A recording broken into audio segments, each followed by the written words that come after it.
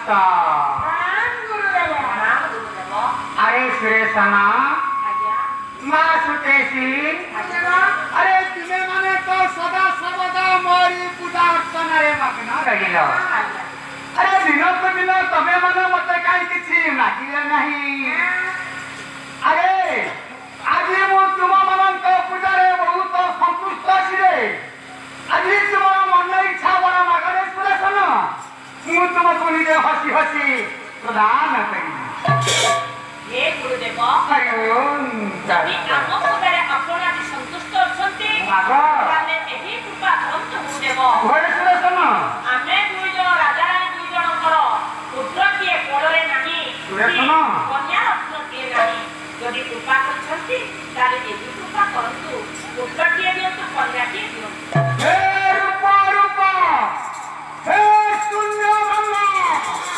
हे अमरतिरावती मुए दशादिर परमपुर साक्षी रखे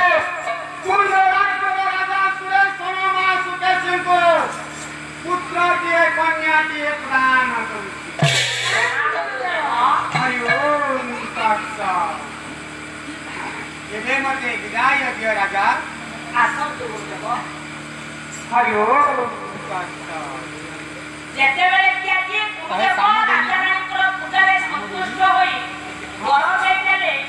पुत्र संतानते लाभ करिवो एवं कन्या रत्नते लाभ करिवो अच्छा राजा रानी दुई जण वर पाइला परे हाँ। यारे कथाटी कोन होइछि कोन होला? आज्ञा केवल सी ए कथाटे को जानिले हाँ, हाँ, हाँ। केवल